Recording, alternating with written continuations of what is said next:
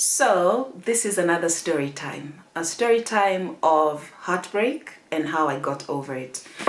Uh, feels like yesterday, but this was in 2011.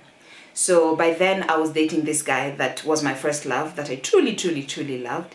No, but when I say it's my first love, doesn't mean that he was the one who broke my virginity. No, he's not the one, but he's the one guy that the first guy that I actually truly, truly loved. And up to now, I still care for him. In 2011, I moved to Cape Town. I moved to become a model. So I was modeling, and then acting came later. And I was there for 6 years. I lived in Cape Town for 6 years, but I'd always come home every Christmas just to chill with the fam.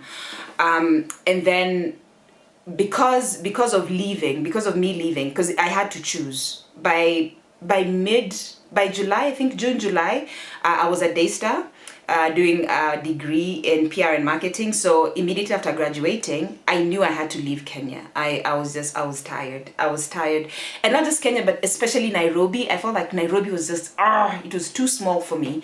And I felt the pressure and I really wanted to leave. So I started applying to different agencies all over the world, and I got accepted at 3D modeling agency. That was my very first agent. It was my mother agency. We call it mother agency.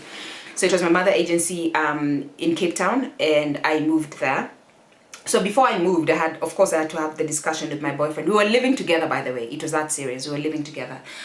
So I had to have the discussion with him, and he basically said he cannot do long distance.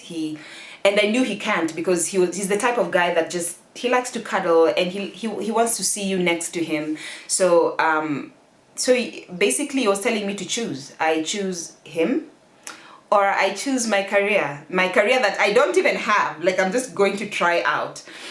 And it had, to date, I think that's one of the hardest decisions that I've ever had to make. As much as I loved him with all my heart, I had to leave.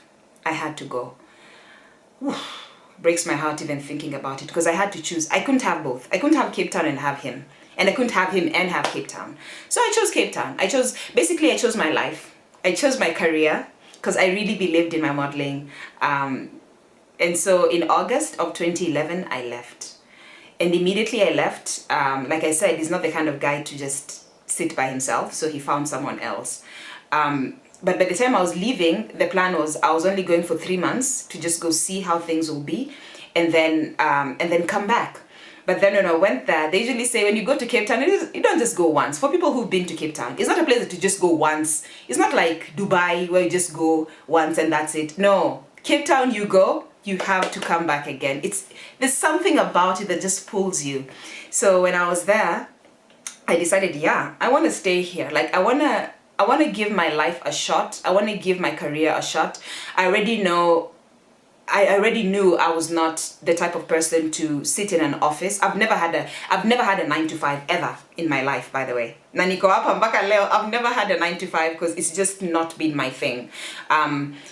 It brought a lot of issues between me and my dad, because my dad is from the old school kind of thinking where sinimekupeleka university, now start dropping your CVs and get some job in some office and start making some money and rent an apartment and get married and have kids, But I was never that conventional kid.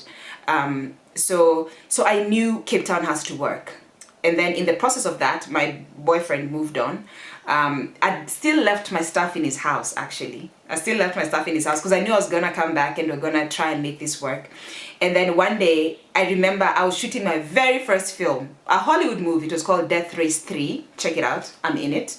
So the very first job that I got was a Hollywood movie. It was called Death Race 3. And on the day when I was shooting my scene, so I die in the scene. So now on the following day when I was supposed to shoot this dying scene, I get a message on my phone, and it's this woman, and she's like, "Oh, hi, I was wondering when you're coming to pick up your stuff." I'm like, okay, who's this? I didn't even know who this person was. Like, so instead of getting angry, nilijaribu kumleta karibu, just to get more information. So she's like, yeah, I'm with your ex, blah, blah. and I see your stuff is still in his house, because it was a 3-bedroom house, and the one room was just filled with my clothes and my shoes and my everything. And she was like, yeah, I see the room is full of your stuff. And I'm like, yeah, don't worry, I'll come and pick it up. I was like, don't worry, I'll pick it up. But then immediately I call my ex. I'm like, yo, what's happening? Who's this woman? Blah, blah, blah. Of course he was going to deny it. So he denied as much as he could, but then I was like, I know she's in there. I know, blah, blah, blah. So of course, in the end, he agreed, he accepted that it's happened. Ooh, and I remember I was in Cape Town. By then it was around October, November. And if you've been to Cape Town, that is full summer. It's summer, like it's so hot. And it rained. On that day, it rained heavily. Like it was so much rain. And I remember just sitting outside, actually just sat outside and got rained on, and I cried in that rain. I'm telling you, it was like a movie. But I cried, and I just let the rain wash away my tears, because it dawned on me that my relationship is officially over. Like I knew it was gonna get over because of me moving, but now it's for real. Like for real, it's over. This was my first time for me to ever cry because of a guy, and I've never cried that much. I felt like my heart was breaking. You know, and actually I was reading somewhere, just let me go on a bit of a tangent. I was reading somewhere where scientists were saying, when you say it's heartbreak, it's because they said there's some muscles in your heart, I think they stretch or something like that. So it gives you the impression of your heart breaking. And that's how it felt. It felt like my heart was breaking. I'm telling you, I was crying in that rain. I'm crying. Nimeshikilia roho. I'm like, I can't. My heart will burst out of my chest. Like I can now understand why people kill themselves because of love. It's some serious fucked up emotion that if you don't have someone next to you to like calm you down, it can get really out of hand. It really can get out of hand because it messes you up completely. It fucks you over completely. Luckily for me, on that day, what kept me, the following day I was supposed to go shoot. So instead of just sitting in my room and just moping and crying, and we're not shooting in Cape Town, we're shooting a place called not Naisna, I forget the name, Kailami? I'm not sure, I forget, but it was outside of Cape Town. So we had to travel overnight, and then the following day we shoot, and then I was there for about 3 or 4 days. We were staying in a nice hotel, so at least it took my mind off it by then. But then I had to call my mom, and I had to tell her what was happening, and I'm like, Mom, I have this really huge shoot tomorrow. It's my very first movie, my very, very first. And I'm like, I don't want to mess this up, but I am really fucked up. And I was crying, and my mom was like, you know what, just get through tomorrow. Just make sure, she was like, do this for me. Just make sure that you put yourself together for tomorrow, just for tomorrow. Just like, please, this is your chance, and it's your one chance, and it's your first chance, and you don't want to ruin it. It's your first movie, you don't want to ruin it. So she was like, just try and stop thinking about it and just focus on what you're doing on set. And then afterwards, you can cry as much as you want. So, it got to the day of the shoot, and like I said, it was the end scene, and they were killing me. So it was like a mob. You need to watch the movie for you to understand the whole story about it. But I was being killed by a mob, and I was to shout and scream and cry, and I used the emotion, my actual heartbreak emotion that I was feeling. I used that to actually cry for real. So the cry that you see, it's a real cry. I've never actually told anyone that, but all the anger and the frustration, it was real. That was not acting. I was actually going through shit at that moment when I was shooting Death Race 3. Yeah, it was so bad. It was really so bad. And then the time came, it was now December, and the time came for me to come back home for Christmas. Like I said, every Christmas I'd come back home. So I went with my best friend. So I called him. I made sure that I'm coming to pick up my stuff when he's not there, because I was like, I don't want us to interact. Also, like, make sure that the woman is not there, because I don't want any, let's just end this. So I took my best friend Gloria, and we went to his house. I picked up my stuff. I couldn't believe it. I'm like, wow, this is actually over. This is happening, like Imeisha. So I took everything that I had. We'd been together for 1.5 years, by the way. Almost 2 years, I think. Yeah, almost 2 years we were together. And I had to take my stuff and move back to my parents' house. I know I was going back to Cape Town, which was such a consolation because I really did not want to be in Nairobi, especially in this moment that I was in. But then the hardest part was Christmas. So Christmas Day rolled in, and me and him used to have this routine. Every Christmas we'd do the same thing. Actually, we'd been together for more than 2 years, if I'm to think about it, because we started dating in May of 2009 and broke up when I left in September of 2011. So 9, 10, 11, yeah, 2 years. Yeah, we're together. So we had shared 2 or 3 Christmases, and we'd always do the same thing. We'd always go to Palasina, the one on Dennis Street. We'd always go there for the Christmas lunch. We'd always do the same thing. So when this Christmas rolled, it hit me. It hit me that this is I can't, we're not together. It's Christmas and we're not together. And I seemed fine for a long time. I seemed fine. But then on that day, on that Christmas day, I remember just sitting in my room at my parents' house. I'm just sitting in my room, just thinking about it. Then my dad came in. My dad came in to ask for the car keys because, the previous night I'd gone out with my friends. So I'd borrowed my dad's car and I'd gone out with my friends. The worst thing, so I dropped off all my friends. We were not doing Uber by then. So I dropped off all my friends. And then instead of driving to this side to my dad's house, I found myself driving the other direction to my ex's house. And it was only when I was halfway there, I was like, oh fuck, where am I driving to? Because I was so used to, that was my home, that was my place. So I had to like turn the car and start driving to my dad's house. And that was so heartbreaking. And then the following day I was thinking about it and just thinking of all the fun times that we had and looking at the pictures. Don't look at pictures and videos, it will mess you up. So I was looking at them, and then my dad came to ask for the car keys because I came in home late. He came to ask for the keys, and there's just something about dads and daughters. Like, he looked at me and he was like, Grace, ni nini mbaya? Yeah, they call me Grace at home. Now the secret is out. That is my middle name. So he was like, Grace, ni nini mbaya? And even before I could say anything, I just started crying. Like, just cry. Like, just tears. Like, there was no sound, but just tears. Unajuanga ile machozi moto. Machozi moto ndo ilikuwa inatoka. And my dad, I've never seen him so gentle. Like, he probably was when I was still a kid, but as an adult, I don't remember him being that gentle. He just came to me and was like, whoa, hey, ni. Then came and gave me this, because my dad is a big guy, and he gave me this huge hug. And I was like, what is it? Because now he's also confused, like, what's happening? Why are you crying? It's Christmas. You've just had a good time with your friends. What is happening? So I was just crying, like, and then now, after he hugged me, that's when I started crying. Unajua kulia ile. That's how I was crying. That's how I was crying. And he's like, did something happen last night? Like, in his head, he's just thinking, did you get raped? Did you get molested? What happened?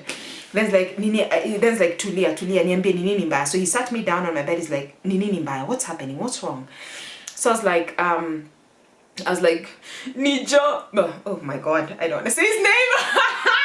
Ooh. So I was like, let's just call him Peter. So I'm like, ni Peter. He's like, Peter amefanya nini? Peter amefanya nini? Amekutukana, amekupiga, amekufanya. Like, he was just thinking, his mind is just on overdrive. I'm like, no, nothing of that sort. I'm like, He's like, nini, amefanya nini? Because he knew my ex. They'd never met, but he knew about him. I mean, I was living with the guy, so he knew of him, but he didn't know. He never met him. So like, amefanya nini? Then I was like, you can't believe this is what I said. Like, nampenda. Yeah, that was me. That was, how old was I? I was 24. I was like, nampenda. And by the time I'm saying that, my heart is literally just crashing into even tinier pieces. Like, you know when you try to bring, like, it's a glass that's fallen and you're trying to like put it back together, and then you break it again and then it falls into even smaller pieces. That's how it felt. That's really how it felt. And I'm not even exaggerating. If you've gone through heartache, you can support me on this. And after saying that, my dad did not know what to say for like a minute. He was just like, oh my God, what can I say? You know, and he was like, so he cuddled me. My dad actually cuddled me. And He was like, don't worry about it. It was like, this is life. You have to go through it. Heartbreak happens. And he was like, pia mimi nilipitia hiyo. Pia mimi kuna msichana alinivunja roho. My dad was actually opening up about love for the first time. He was like, unadhania mama yako ni wa kwanza mimi nilipenda? Mama yako hakuwa wa kwanza, nilipenda wengine. Before nipatane na mama yako nilipenda wengine. Pia wengine walinivunja roho. And he was like, you will cry and it will hurt, but you will get over it. You will get over it. You'll meet someone that God has planned for you, and you'll meet someone that will love you for who you are, my daughter. Oh, I still remember that speech. And I was like, yeah, I tried to calm down for that day. But then again, it happened again with a friend of mine, a very good friend of mine. His name is Dixon. We've been friends since class 4, so he's like a brother to me. And he actually reminded me of this thing a few months ago. It's like, I remember that time I came to your house and then you're crying because I was still going through the motions. And it's like, I came to your house and you're going through this, and I started crying, and he also did not know what to do. It's very awkward for men. I've come to realize it's very awkward for men when a woman starts crying, especially because of love, and they're just like, what do I do? So it happened with my friend as well, and right now we can look back and laugh at how the situation was. But at that time when it was happening, I just thought my world had ended. My world had ended. I did not see myself without him, without my boyfriend. I didn't see me without him. It was tough. And how do you get over it? Time. There's so many songs that have been sung about heartbreak, and only time can heal it. Like I said, ni roho inakuuma, your heart is breaking and it's paining you. Hakuna Panadol utameza, hakuna headaches utameza, hakuna paracetamol, there's nothing you can take. There's nothing you can take that will heal a heartbreak except for time. Only time will heal it. And for me, it took me about 2 years. Yeah, it took me about 2 years to like completely get over him. I've never seen him again. Since then, I've never seen him again. We talk sometimes on phone because after the healing process, after I healed and I moved on with my life and I became Abby, I grew into me, and I started understanding myself even better. I came to realize it was just a process, just something I had to go through, and siko baya, he just came to teach me my lesson, and I've learned it. And now we're actually friends. We don't talk, like we're not besties, we're not talking every day, but like if there's something he wants to talk about, or if there's like a meme he thinks it's funny, he'll send it to me. We've never met in person. I always wonder what would happen if we'd like sit down and meet. We've always planned on meeting, but it's never happened. Yeah, it's never happened. I don't think anything would happen because I feel like the Abby of 24 is not the same Abby of 32. Like, I'm a completely different person, and I'm sure he's also a completely different person. Oh, also something else I didn't mention. When we met, I was 21, he was 41. Yeah, that was such a big gap. He was 41, I was 21, so there was a 20-year gap, and he also wasn't Kenyan. He was Caucasian. I will not mention the country, but he was Caucasian. Yeah, and he's the first guy that I truly loved. And for you to move on, time. Give it time, it will pass. This too shall pass. I kept telling myself that this too shall pass, Abby. So I was crying. I'm crying, but I'm like, this too shall pass. This too shall pass. Anyway, in conclusion, I don't want kids. I don't have kids, but I do have a nephew. So if you follow my personal Instagram, I'm sure you've already seen him. His name is Jamari. He's my everything. I love him. Like, I would literally give my life for him to live. I love him so much. And I remember looking at him and looking at his picture and thinking, one day some slay queen is going to break his heart. Yeah. It's so bad. Like, it's one of those things that you have to learn your lesson. Doesn't matter how many times your friends tell you this is a bad boy, or your mom tells you this is a bad girl. Doesn't matter. You will have to get your heart broken. It's like chickenpox. It's a rite of passage. You can't avoid it, basically. Someone somewhere will break your heart. And if you have a son, there's some woman somewhere that will break that little boy's heart. And I keep thinking about it, and I'm like, and there's nothing I can do to prevent it. There's nothing I can do to stop his little heart from breaking. I know, he's only 2 years old right now. He's only 2. I know. Atujafika your point when he's going to have girlfriends, but the time will come and he will have his heart broken. He will come home one day and he'll just go to his room and he won't want to talk to anyone. It's going to be so hard. It's going to be so hard for him. But he'll have to go through it. And if you're a mom who has a girl, a daughter, there's some slay king somewhere who's going to break her heart as well. And your daughter is going to cry and is going to be depressed for a while. And as a parent, I can imagine as a parent, you just have to stand on the side and watch it happen, you know? There's nothing you can do. There's nothing. You only have to give it time. I think that the most that you can do is maybe like take them out or or give them space. Space is a good thing. Give them space. Give them fun activities that maybe they like, or bring over their friends or whatever, but you just have to give it time. So yeah, that's my story time. That's the story of my heartbreak. Oh, and also something else that I think I also mentioned in the previous video. Your heart won't just get broken once. It will get broken over and over again by different men. But the thing is, the first cut, that's the deepest. That's the one that will get you. Like from then on, I've never cried for another guy. Like, yes, I've gotten my heart broken again, but like I'm crying. No. Yes, I'll be sad. Yes, I will be depressed for a while, but ati cry or stop going to work or get me off my daily routine. No, that will never happen. So your heart will get broken over and over again. It doesn't get better, it just gets easier. Because, you know, you're like, this is the worst that has happened. And if you learn from it, that's the most important thing. Learn from it, and then the next time, it's like putting up a wall. It's like you're putting up a wall and you're becoming hardcore. You're becoming hardcore. So the next time when someone hits you, yes, utashtuka kidogo, but hautaanguka. The first time ulianguka because you're not ready for that. But now you put on this protection where akikugonga, maybe you'll stumble, but you will not fall. Then it gets to a point where ata ugongo yaje, aushtuki, when you le dame.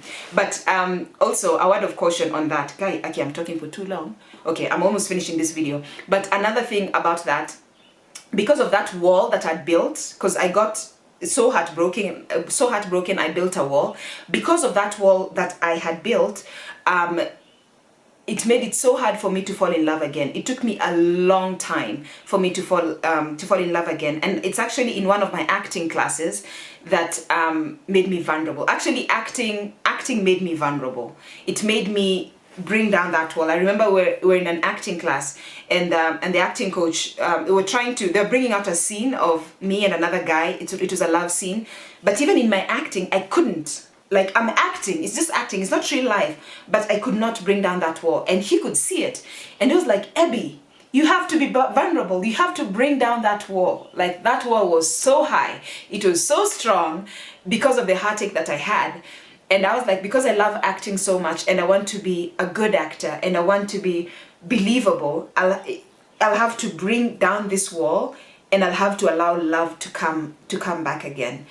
And that's what I did. I brought down the wall, but that does not mean that I'm not cautious. I do it, but I'm cautious about it. Like, I know this can happen. These are the possible scenarios, you know, so I don't just go in blindly. I just don't just fall in love. I actually do it with my eyes wide open. Anyways, I can talk forever about this topic, but I will end it here and say, please subscribe to my channel and like and comment. And if you have a heartbreak story, please leave it in the comments. I would love to know what happened and how did you get over it, or are you going through it right now? If you are going through it right now, it gets easier. Trust me, just trust what I'm saying, because I've been there. I know it gets easier. Just give it time. Time is all that you need to give it. And I will talk to you tomorrow. Bye.